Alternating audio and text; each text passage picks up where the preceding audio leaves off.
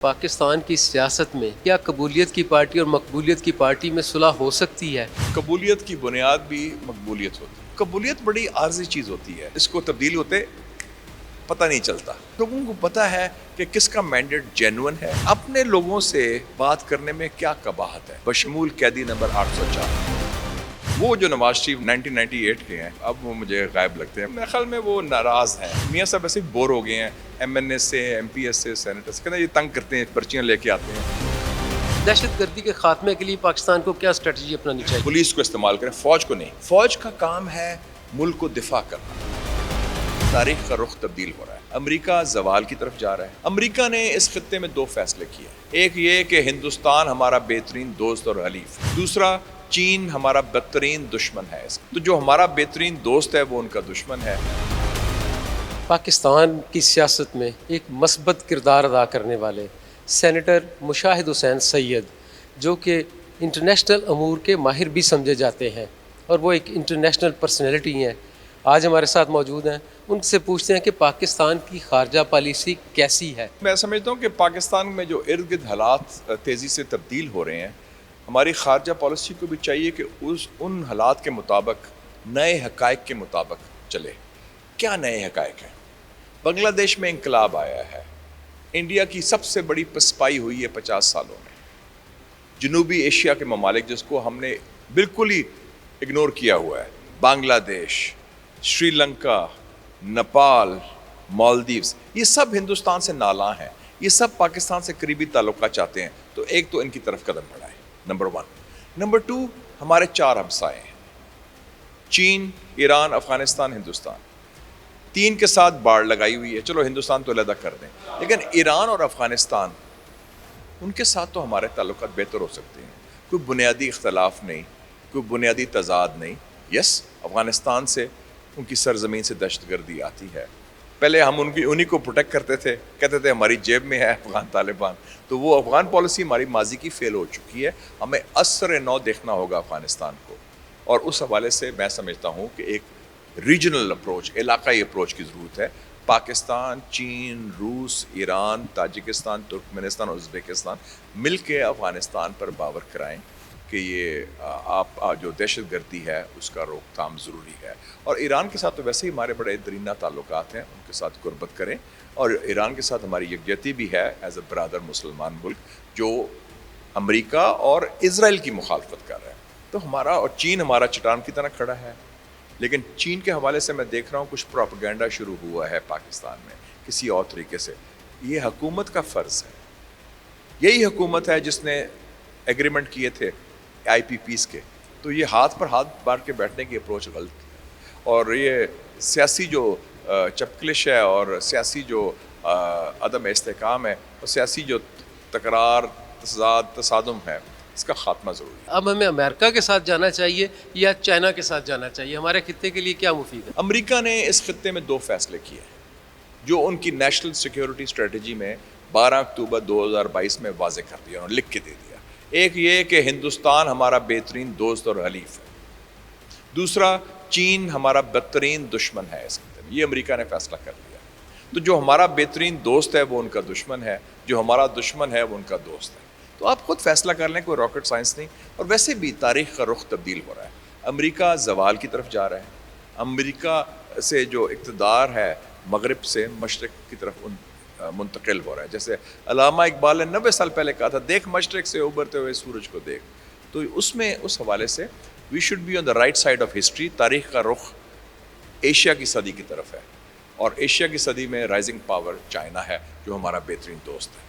تو ہمارے مفادات تو اس خطے میں ہیں۔ جی مشاہد صاحب، یہ فرمائیے گا کہ پاکستان کی سیاست میں ایک قبولیت کی پارٹی ہے، باقی مقبولیت کی پارٹی ہے، کیا قبولیت کی پارٹی اور مقبولیت کی پارٹی میں صلح ہو سکتی ہے؟ قبولیت کی بنیاد بھی مقبولیت ہوتی ہے، وہ کوئی علیحدہ کھاتا نہیں ہے۔ اگر آپ کی قبولیت ہو اور آپ کی گراؤنڈ کی پوزیشن 0 ہو تو آپ کو کون پوچھے گا؟ وہ سہروردی نے کہا تھا نا، 0 + 0 + 0 = 0 ہے۔ تو قبولیت کی جو بنیاد ہے وہ مقبولیت ہے، کہ عوام کس کے ساتھ ہے اور فیصلہ وہاں ہوگا۔ تو یہ جو نام نہاد قبولیت ہے یہ ٹیمپرری ہوتا ہے، وہ عارضی نہیں ہوتا کہ تا حکم ثانی تک آپ کی قبولیت ہے، وہ قبولیت تبدیل ہو جاتی ہے۔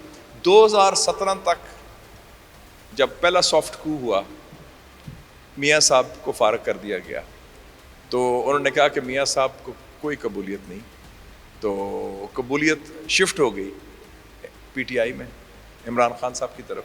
جب عمران خان کے خلاف سافٹ کو ہوا جو میاں صاحب سے ہوا ان کے ساتھ بھی وہی ہوا, میاں صاحب کے ساتھ جوڈیشری کے ذریعے ہوا, عمران خان کے خلاف تھرو پارلیمنٹ ہوا, تو وہ جو قبولیت تھی وہ شفٹ ہو گئی ادھر.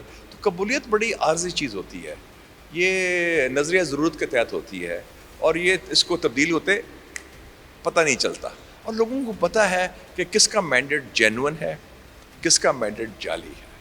اور اگر ہم بات کر سکتے ہیں مودی جی سے, ان کو مبارکباد بھی دیتے ہیں جنہوں نے 4 سالوں میں 20 دفعہ حملے کیے ہیں آپ کے اندر بندے مارنے کے لیے ریاستی دہشت گردی کے راک, اب تو واضح ہو گیا.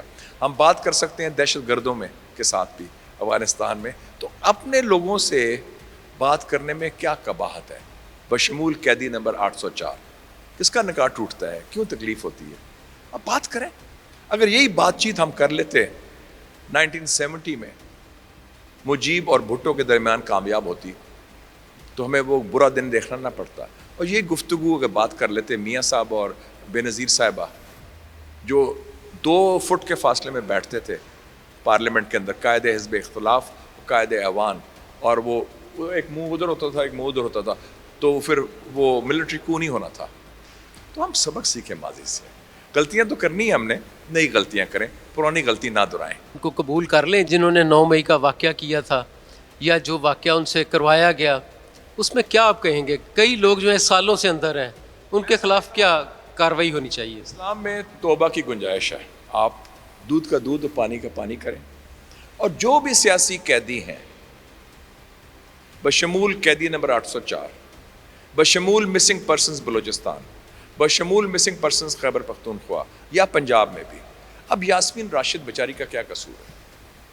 آج وہ بیعت کر لے تو باہر آ جائے گی, یا وہ باقی میں شاید صنم جاوید صاحبہ اور وہ عالیہ حمزہ صاحبہ تو آ گئی ہیں باہر, چلو آپ کو بڑی مبارک ہو اچھا ہے کوئی لوگ آئے. لیکن یہ جو ہے نا پاکستان جمہوریت کی پیداوار ہے. قائد اعظم وہ ہستی ہیں جنہوں نے بھگت سنگھ جس کو برطانوی دہشت گرد کہتے تھے اس کے لیے آواز اٹھائی کہ بھگت سنگھ کے بھی انسانی حقوق ہیں. امپیریل لیجسلیٹو کاؤنسل میں پاکستان ایٹمی قوت بن گیا, لیکن ایٹمی دھماکے کرنے کے پیچھے موٹیویشن تو آپ کی ہی ہے.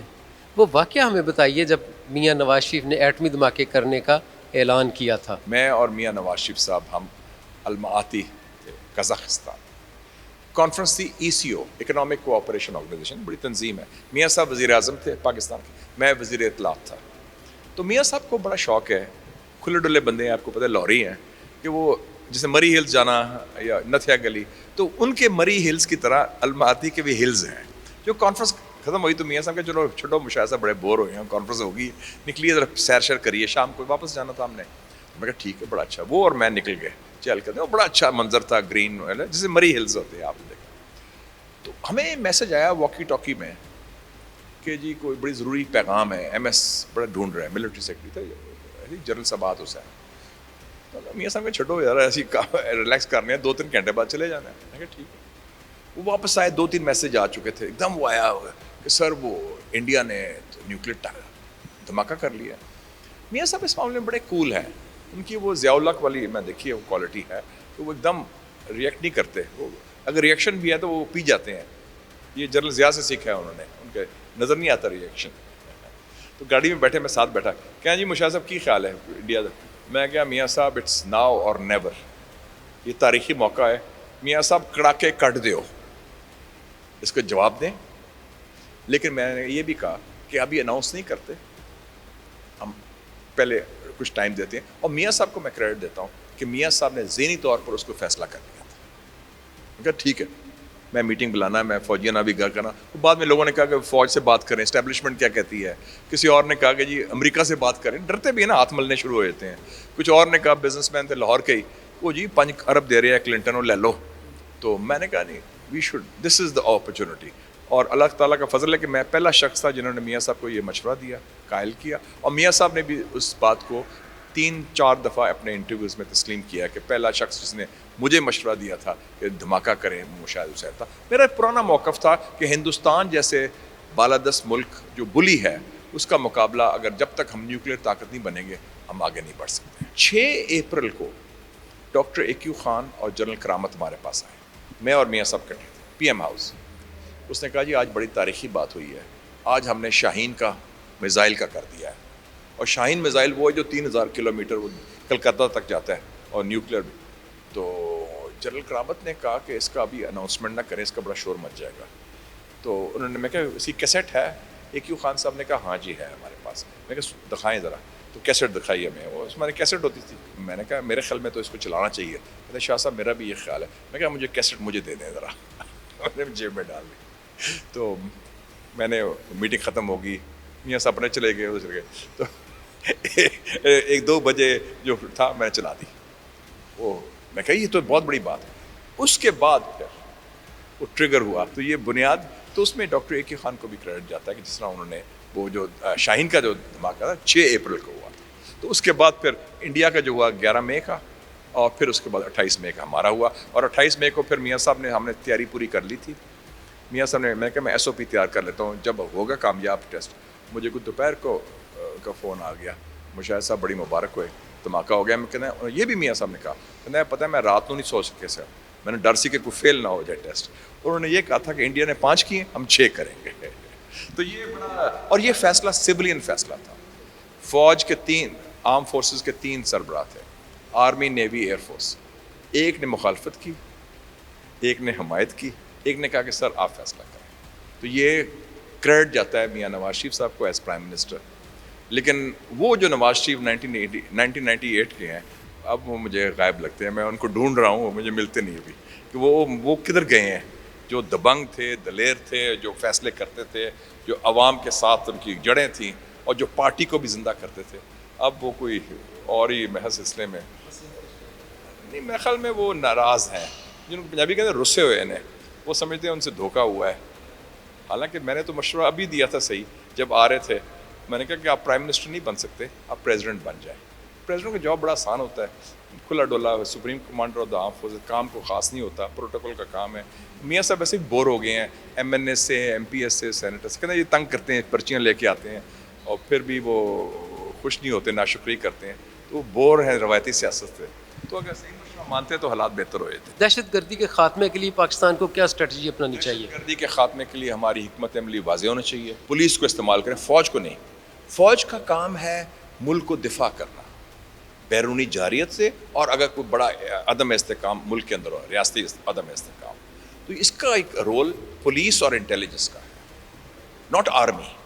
کاؤنٹر ٹیررزم اسٹریٹجی, اور وہ نیکٹا کر سکتا ہے, نیشنل کاؤنٹر ٹیررزم اتھارٹی, جو ہم نے بنائی ہوئی ہے 15 سال پہلے, اور وہ ڈراز میں آپ نے بند کی ہے اور چابی آپ نے لاک کر دی ہے. اس چابی کو کھولیں ذرا. مشاہد حسین سید صاحب تھے جو تاریخ کے اوراق الٹا رہے تھے اور ہمیں بتا رہے تھے کہ ایٹمی دھماکے کیسے کیے, کس تناظر میں کیے, اور پاکستان ایک ایٹمی قوت کیسے بنا, اور دہشت گردی کے خاتمے کے لیے ہمیں کیا اسٹریٹجی اپنانی چاہیے.